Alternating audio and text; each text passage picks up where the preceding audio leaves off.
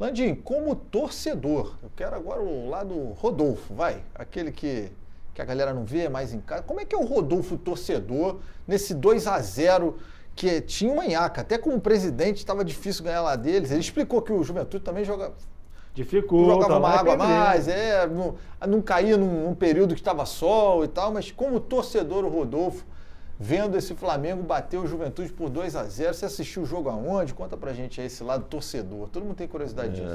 Então, esse foi um jogo que eu escolhi para assistir com a turma aí. Na verdade, tem um rapaz que eu gosto muito, está sempre conversando comigo, o rubro-negro, lá no meu prédio, onde eu trabalho lá no prédio, onde eu moro lá em São Conrado. E ele sempre ficava comentando, dizendo que assistiu os jogos do Flamengo junto com um grupo lá no bairro dele, num restaurante e tudo. E ele dizendo, pô, presidente, um dia você tem que ir lá, é muito animado, não sei o quê. E eu falei, pô, marca aí um dia que a gente vai. E marcamos um tempão atrás e tal, foi chegando e o jogo era esse, né? E eu fui com ele. Foi, na verdade, lá na Pavuna que eu fui junto com o pessoal. E foi muito bacana lá, foi um grupo bacana, o pessoal lá da Fla Pavuna estava presente. Cervejinha, copinha americana. Churrasquinho e tal, ficamos vendo lá o jogo, foi muito bacana o jogo de ontem. E na verdade tinha esse problema que você falou, né? Assim, vários jogos lá no Rio Grande do Sul, a gente sempre passando uma certa dificuldade. Mas historicamente, eu acho que até, de certa forma, o ano passado, eu já atuei tentando modificar isso junto com o diretor de competições lá da CBF, que era o Júlio Avelar, porque eu mostrei para ele que, historicamente, esse era um jogo complicado para o Flamengo e que o Flamengo, via de regra, era marcado o jogo na fase do turno do campeonato, onde a gente era obrigado a ir primeiro no inverno lá para Caxias, que é o momento onde o aeroporto estava sempre fechado, porque no inverno o aeroporto fecha muito lá. E então a gente cansou de fazer voos lá que a gente tinha que ir até Porto Alegre e depois ia de ônibus para lá. A logística ruim já também. Criava uma logística diferente, porque a gente nunca sabia se ia poder pousar lá ou não. Fora isso, uma época onde chove muito lá e é muito frio, então a gente jogava às vezes com chuva e frio de 5 graus, assim, que era muito ruim. E eu falei para ele, pô, peraí, tudo bem que faça isso um ano, mas no ano seguinte você me bota para jogar no retorno e tudo isso. E tal. Então, o ano passado eu reclamei bastante desse problema lá na tabela e eu acho que quando a gente soube que ia estar jogando com o Juventude esse ano e tudo, e eu acho que a tabela veio também, de certa forma, compensando aqui um pouco o que tinha acontecido no passado, o que foi bom, né? Foi algo positivo, né? Acabou sendo... E uma temperatura que, pelo que eu vi, eu acompanhei, estava 15, 16 graus, que é uma temperatura boa para você. Agradável, né? É diferente de você jogar com 5 graus e úmido. Não tinha ninguém de luva, não tinha ninguém naquela situação. Então já temos que te agradecer, então, Landim. Barulhou, faz parte do trabalho, eu acho que a área do futebol sempre identificou isso, me deu estatisticamente o que tinha acontecido. Na verdade, eu fiz apenas o contato na CBF para tentar mostrar para eles que aquilo era importante, né? Alguém precisa fazer esse contato em outro nível. Que os caras vêm jogar no Maracanã aqui, é sempre festa, né? É sempre legal, o estádio é legal, o aeroporto desce pertinho, né? E eu fiquei feliz de a gente ter conseguido essa vitória. Eu acho que o time jogou muito bem também. O time jogou bem. Na verdade, conseguiu mandar no jogo, controlar o jogo. Teve ali aquele iniciozinho que teve um ímpeto inicial deles e tal, mas aí com o tempo o Flamengo foi colocando assim, a maior qualidade da equipe para poder controlar o jogo. Felipe Luiz é coisa tua, né? Coisa tua. Porque foi um golaço teu. Dizem que foi você que foi lá, você, Marcos Braz, vocês foram lá buscar o cara no Sub-17, aí depois Sub-20, e fizeram um trabalho todo de convencimento mesmo, para convencer o Felipe a assumir o time profissional. Queria que você relembrasse um pouquinho desse namoro com ele. Vem, ajuda a gente aqui no profissional. Então, na verdade, eu acho que isso começa até um pouco antes, né? Quando ele renova já pela última vez o contrato com o Flamengo e ele já deixa claro, em conversas que ele tinha comigo, né, que ele tinha essa expectativa, né, de que ele pudesse vir a ser treinador no futuro. Ele tinha esse plano para a vida pessoal dele, né? E aí a gente falou com ele, olha, cara, assim, tudo bem, vamos conversar sobre isso, quer dizer, quando chegar mais perto da hora, de fato, de você se aposentar. E a gente deixou realmente para só conversar com ele quando o Flamengo estava terminando a temporada, e aí a gente foi conversar com ele sobre essa oportunidade que a gente estava oferecendo para ele de ser técnico do Sub-17. A gente não tinha dúvida que, vamos dizer assim, a parte técnica que ele vinha já, vamos dizer assim, se preparando há muito tempo, porque ele, nas conversas que ele falava comigo, dizia o seguinte, não, eu já fui treinado por vários técnicos e eu tenho coletado informações e cadastrado informações de cada tipo de treinamento, de cada técnico com o qual eu convivi, tudo isso, e para colocar em prática um dia quando eu for treinador. Ou seja, a gente sabia que ele já tinha muito claro qual o tipo de proposta de jogo que ele ia querer colocar em prática, né? Que tem muito a ver com a forma que nós, rubro-negros, gostamos de ver o Flamengo jogar, né? Exatamente. Propondo o jogo, quer dizer, diminuindo o espaço, encurtando o espaço, atacando, buscando gol, tudo isso. Então, assim, a gente já sabia disso, mas tinha uns aspectos da função de treinador que são aqueles aspectos mais administrativos, porque ele não é só o fato do treinamento de campo. Você tem uma série de funções ali administrativas e de liderança, de coordenação de trabalho de uma equipe que você tem na mão. Né? Então, assim, isso é importante você começar, e não vai começar logo em cima, porque senão você pode se queimar. Então, eu sei que tem gente da torcida que falava assim, não, o Felipe Luiz é um cara bom e tal. E a própria torcida e torcedores, às vezes, eu andando na rua e tal, me abordavam e diziam, bota logo o Felipe Luiz, mas assim, eu acho que podia ser uma forma de queimar ele. Pular a etapa, né? Então a gente falou assim, vamos fazer uma programação, e aí colocamos ele no Sub-17 primeiro, ele foi treinando. E aí surgiu a oportunidade com a saída do Mário Jorge dele subir para o Sub-20 e ele foi muito bem, acabou disputando e vencendo lá o Mundial Sub-20 e a gente achou que ele já, apesar de ter sido um processo muito rápido, porque se você for ver foram 10 meses até ele assumir, ou 9 meses, porque ele foi assumir no início de outubro do ano passado, acho que foi no dia 1º de outubro que ele assinou o contrato com a gente. Assim, 9 meses que ele teve de treinamento, mas ele é um cara que aprende muito rápido. O Felipe, ele é diferenciado intelectualmente falando também. Ele é um cara muito inteligente. Estudioso. Estudioso. Ele não é só inteligência, mas é inteligência emocional também, né? Sim. Ele é muito, muito, muito preparado, eu acho, para essa função. Eu sempre acreditei nisso. E a gente colocou ele e deu muito certo, né? A gente colocou ele num momento complexo no final do ano passado. A gente já estava chegando perto lá da final da Copa do Brasil e a gente acabou ganhando a Copa do Brasil. E de lá para cá, eu acho que o que a gente tem visto é que os jogadores têm cada vez entendido mais a forma dele, tem com isso reforçado a liderança dele em cima desse grupo, e que eu acho que ele hoje, se você perguntar quem é o maior craque da equipe do Flamengo, eu digo que é o Felipe Luiz, não é um jogador em separado. Eu acho que ele é a pessoa hoje mais importante do time do Flamengo. Ele tem o respeito dos atletas, conhece bem o clube, sabe muito do riscado ali de treinador, e isso que você falou, vem dando certo, né? Porque isso vai dando um embasamento para o técnico. Às vezes o cara tem um puta futuro promissor, toma 3 porradas, acaba, né? Já muda já cria aquele mal-estar e tudo.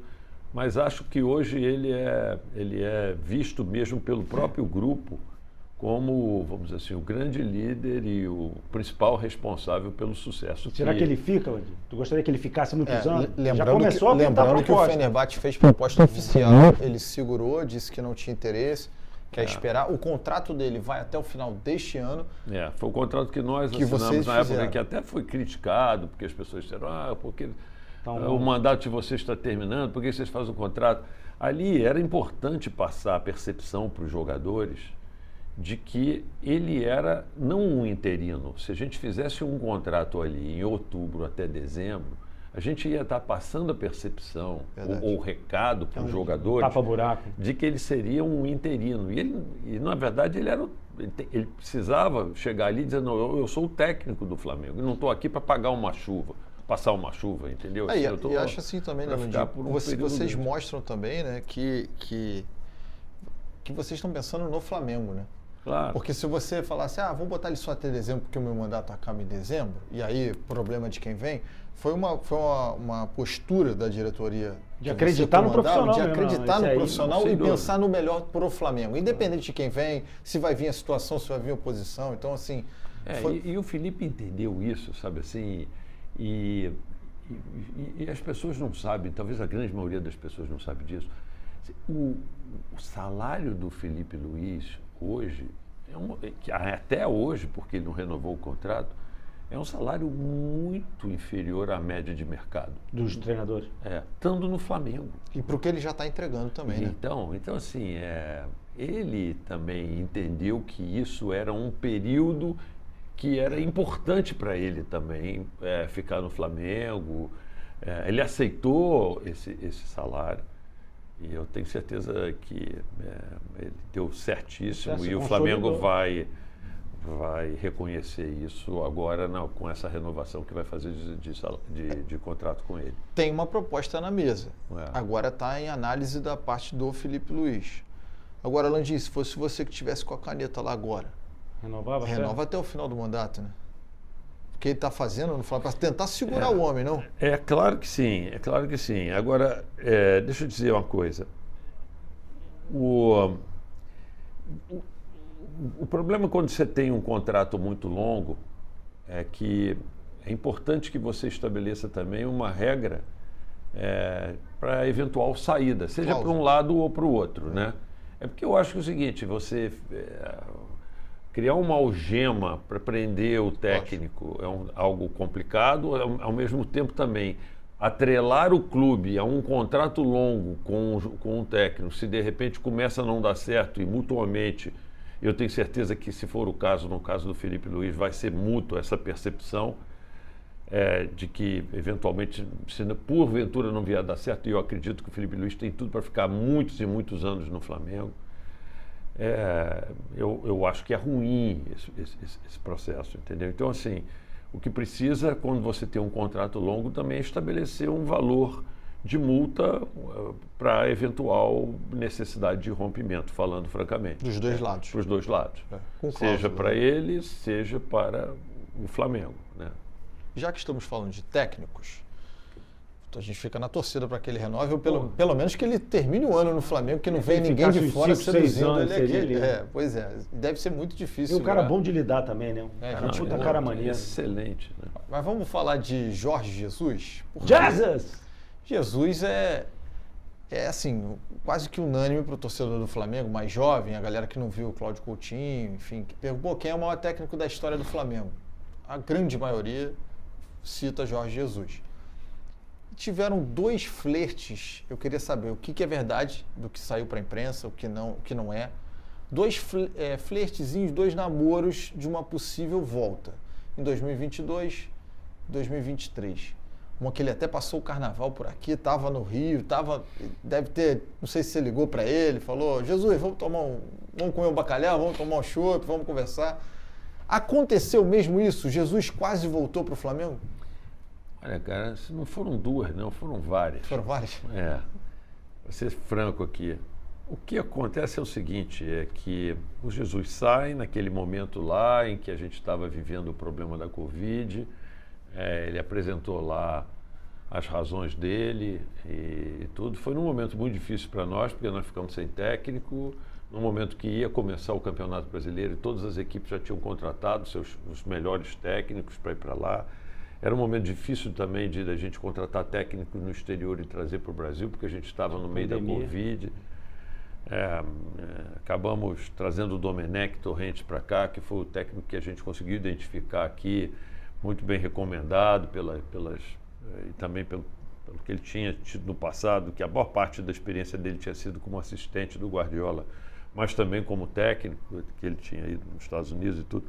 Mas assim, foi ruim, porque era um técnico que não conhecia os jogadores que jogam no Brasil, não conhecia bem os adversários, não conhecia bem os jogadores do Flamengo, e ele chega em cima da hora para começar a treinar um time e já começar a disputar o campeonato brasileiro, que estava ali já começando. Eu acho que a gente, inclusive, começa o Campeonato Brasileiro com o Fera, se não me engano, que estava substituindo ali temporariamente. Então, assim, eu acho que foi um problema difícil que a gente teve que resolver. Mas depois daquilo, quer dizer, o Jorge sempre demonstrou um carinho muito grande pelos jogadores do Flamengo, pela equipe toda lá. E ele entrava em contato com os jogadores, continuava conversando com os jogadores, continuava conversando, mesmo lá de Portugal, ele continuava conversando com todo o staff do Flamengo e tudo isso, dizendo, estou morrendo de saudade, eu gostaria de voltar para aí, esse negócio aqui. Eu não sei se arrependeu, mas eu acho que aquele momento também foi um momento importante na vida dele. Marcou, né? Marcou. E então, o que a gente fazia? Claro que aquilo seria legal se ele voltasse. Então, toda vez que a gente tomava uma decisão de trocar de técnico, ou algum técnico tomava a decisão de pedir demissão do Flamengo e tudo isso, a gente observava e via a possibilidade de poder contar com o Jorge. O difícil, às vezes, é você casar os tempos, entendeu? É porque, na verdade, no momento em que você precisa, o cara tá empregado, ele está empregado. E, às vezes, no momento em que ele está livre, você também... Você acabou de empregar alguém e está iniciando um contrato, né? E isso aconteceu. Um ano que a gente... tinha terminado, falei, olha, vamos procurar contratar, e tinham alternativas de alguns técnicos portugueses lá no exterior para a gente contratar. Na época, até a gente acabou contratando o Paulo Souza, mas o Spindel e o Bruno Spindel e o Marco foram lá para o exterior para procurar os técnicos e tal. E eu falei, olha, vocês não façam nada antes de conversar com o Jorge, né? Então, assim, porque vamos ver se o Jorge... E acabou que o Jorge, nem foi ele que deu essa declaração, né? Quem deu essa declaração oficial acabou sendo até o João de Deus, que era assistente dele, porque eu acho que ele estava suspenso no jogo, e no final fizeram essa pergunta para ele, e ele falou, olha, que não tem a menor condição, ele vai ficar... Aí, no momento que ele falou isso, a gente partiu para a solução de contratação de um outro técnico, contrata o outro técnico, e aí 15 dias depois ele se desliga do coisa, entendeu? Então, assim, o problema é que os tempos é que às vezes não ajudaram. Mas bateu na trave. Não casou as agendas. Nas agendas, exatamente, que às vezes é possível. E poderia ter acontecido em mais de uma oportunidade se tivesse, vamos dizer assim, havido esse casamento do tempo correto, né? Você acha que algum dia ele volta? Eu acho que sim, eu acho que pode voltar. Acho que não, assim... A torcida ia adorar. Eu acho que pode voltar, não vejo por que não. Ele é um grande ídolo, eu diria, da torcida do Flamengo. Ela ainda tem, assim, gravado na memória, vamos dizer assim, como o Flamengo jogava bem. Eu acho que o Flamengo está jogando muito bem agora, com o Felipe Luiz também. Eu espero que, sem demérito nenhum para o que aconteceu com o Jorge, que a torcida do Flamengo nem lembre muito do Jorge, porque vai ser sinal de que a gente está ganhando com o Felipe Luiz, entendeu? Que está tudo dando certo e tal, e não precisa lembrar de mais ninguém. Eu acho que ele vai voltar, porque até na Bíblia está escrito que um dia Jesus vai voltar.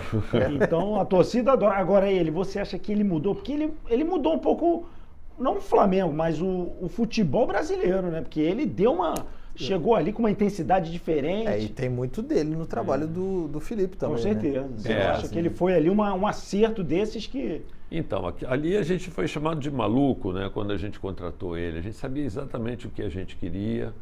A gente tinha falado isso até na minha própria campanha, quando eu fui ser candidato a presidente do Flamengo. Eu falava da forma com que a gente queria ver o Flamengo jogando.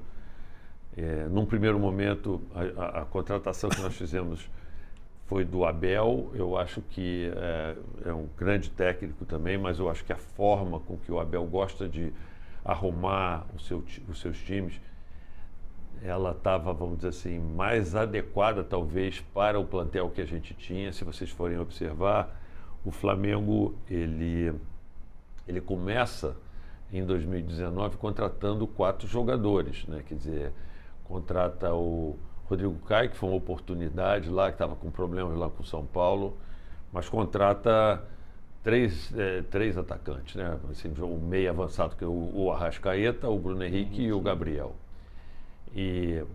Porque a gente achava que precisava qualificar mais, vamos dizer assim, o nosso ataque.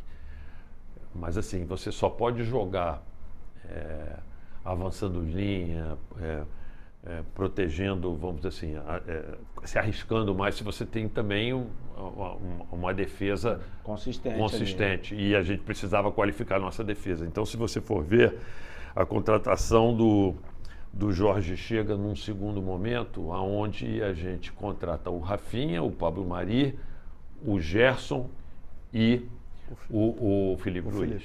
Então, assim, não foi por acaso. Ele tinha um material de excelência.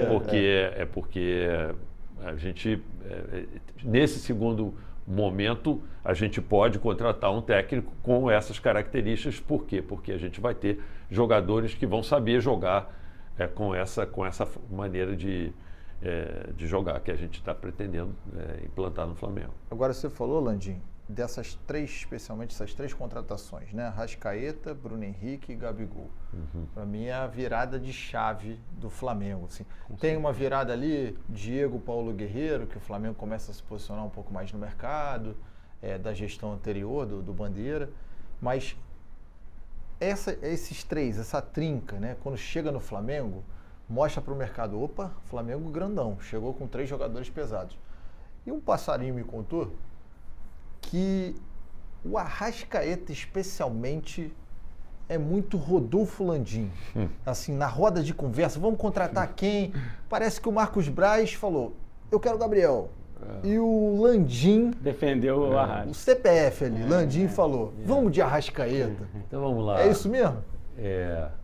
Então vamos lá, quando a gente chega, a gente precisava se amparar, vamos dizer assim, num trabalho de scout, né? Porque a gente queria fazer um trabalho estruturado. Só que o Rodrigo Caetano tinha saído há pouco tempo, relativamente pouco tempo lá do Flamengo e a área de scout tinham poucos profissionais trabalhando ali, inclusive um deles ele carrega para o Internacional, ele leva para o Internacional. Então a área tinha pouca gente ali para dar uma estrutura, vamos dizer assim, de fatos e dados de estatística e estruturada para que a gente tomasse decisão. Então, é óbvio que a gente pegou, foi conversar com as pessoas. Quem estava ali era o Fabinho, que hoje é o diretor de futebol do Corinthians, um excelente profissional, né? Sério, super dedicado e tudo, mas que trabalhava assim, meio que... Ele passou algumas informações para a gente e tudo. Mas assim, nessa primeira janela, assim, foi muito, vamos dizer assim, também de percepções de pessoas que estavam ali. Eu diria que a contratação do Bruno Henrique a gente deve ao Abel. Ao Abel Braga. Abel Braga. O Abel pediu o Bruno. O Abel pediu o Bruno. O Abel falava, olha, esse jogador, eu agradeço ele até hoje por obrigado, isso. Abel. Entendeu? Porque o Abel que falou, olha, esse jogador é um jogador diferenciado, vocês podem acreditar. A gente tinha até uma certa dúvida, porque tinha tido um problema no olho e tudo isso e tal. Ele falou, não, esse jogador aí o estilo Abel, né? Que ele gosta de jogadores atacantes rápidos, correndo pelos lados do campo e tudo isso. Ele falou, preciso desse jogador e tudo isso. Isso foi muito também em função da solicitação do Abel. O caso do Gabriel foi muito a cara do Braz, né? Eu diria que o Rodrigo foi uma coisa óbvia para todo mundo, porque todo mundo tinha ele como um grande jogador e ele estava passando por um momento talvez de dificuldade lá e surgiu essa oportunidade para nós, para a gente contratar. E no caso do Arrascaeta, cara, eu falei assim, olha, o presidente do clube tem direito de errar uma vez na vida, entendeu? E o caso do Arrascaeta, eu quero que vocês contratem ele, porque eu já perdi uma Copa do Brasil, uma Libertadores para esse cara. Por causa dele. E eu estava assistindo os jogos, entendeu? Então podem falar o que for, para mim, quem foi um grande jogador, que foi responsável por isso, para mim, foi esse cara, que é quieto, calado no canto dele, não tem marketing em cima dele, mas para mim... Eu já achava, naquela época, eu já achava que com o meu pouco conhecimento de futebol, que ele era o maior jogador em atividade no futebol brasileiro. Então, aí você deu a carteirada de presidente. Não, eu falei assim, olha, não dei carteirada, eu falei assim, gente, corre atrás dele, porque esse aí eu gostaria de contratar. E foi muito difícil a contratação, porque o Cruzeiro não queria liberar e tudo. Foi. E aí a gente também estava olhando um outro jogador do Cruzeiro, que era o Dedé naquela época também e tudo e tal, e a gente acabou ficando, mas assim, afunilando e acabamos contratando ele. Na época até eram criticando, dizendo que o Flamengo tinha gasto muito dinheiro com ele e tal.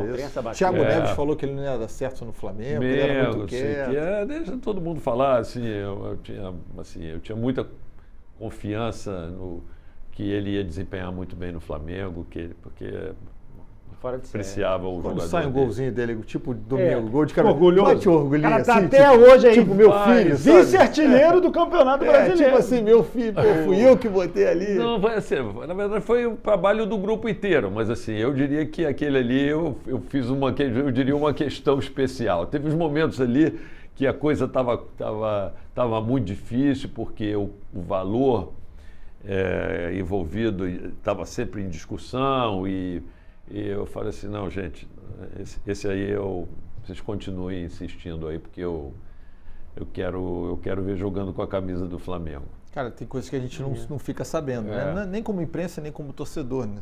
Talvez se o Landim... Mas ele sabe, o Arrascaeta sabe. Ele sabe, é ele que... Ele sabe. E já está na história e tem chance de ficar mais ainda como o estrangeiro mais goleador do Flamengo. Não, e tem outras, né? Com a saída... 3, 4 gols aí de bater o recorde do... Eu acho que ele está com 91 gols, né, do Flamengo. Eu acho que é 91.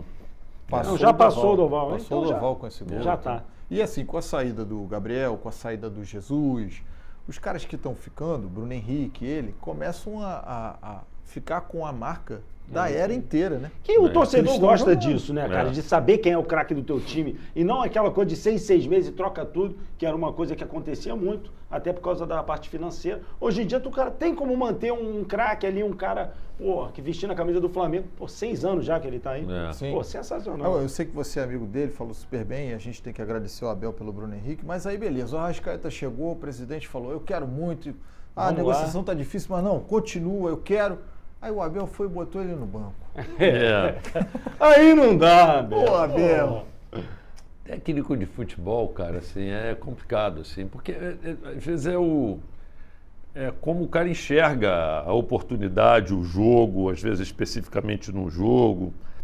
É difícil, assim, tem jogadores que com alguns técnicos não foram bem e com outros, sabe, deram um grande salto. É comum isso acontecer, né? Mas assim, eu sabia que ao longo dos 5 anos do Arrascaeta a chance era 0 de não dar certo, né? Deu bem certo. O cara tá feliz no Flamengo. E tem coisas assim, tem detalhes interessantes, né, dessa época, assim, o que as pessoas às vezes não sabem, o esforço que o próprio Gabriel fez para ficar no Flamengo. Como é que foi isso? Eu sou muito grato àquele esforço que ele fez naquele ano ali, porque o Flamengo, a gente estava começando ali, né? As receitas do Flamengo não tinham crescido como elas acabaram crescendo. Ali o orçamento do Flamengo estava em torno de 500 e poucos milhões de reais e não eram 1,4 bi que a gente acabou tendo no final do nosso mandato, né? Mas assim... e a gente não tendo tanto recurso, a gente não tinha como comprar o passe dele ali. Para lembrar para a galera, ele estava emprestado junto à Inter de Milão. Né? Então, a gente foi prestar junto ao Inter de Milão. Mas a Inter de Milão tinha pago, eu não tenho certeza, mas eu acho que tinha sido com 25 milhões de euros pelo passe dele. Então, você imagina, se foi isso, assim, são 5 anos de contrato, a cada ano que você tem, você amortiza 5 milhões de euros. Então, teoricamente, para te emprestar um jogador que custou 25 milhões de euros, para não perder dinheiro, ele tem que te emprestar por 5 milhões de euros, Sim. que é quanto ele vai ter que amortizar do valor que ele pagou naquele período. Então, assim, mas o Flamengo não tinha esse dinheiro. E aí o Gabriel lá, com o empresário dele e tudo e tal, eles deram mais um ano de contrato para a Inter. Então, na verdade, isso saiu dele. Ele abriu mão, então. Ele abriu mão, na verdade, de um ano da vida de profissional dele. Isso, para ele poder jogar aqui e ter a opção de compra. Ou seja, ele também ele veio muito motivado, acreditando que ia ser importante para o Flamengo. Isso foi 19, legal. Né? Como foi? Foi o ano que o Flamengo... Não, ele acabou fazendo 43 gols naquele ano. Foi impressionante aquele. Eu que falar de 19. Daqui a pouco a gente vai até... Pena que no final deu uma murchada, né, Gabriel? Aí no final deu uma murchada. E aí, curtiu esse corte aqui do Fute-Papo? Então chega junto no like, ativa o sininho e não esquece de se inscrever no canal. Bora!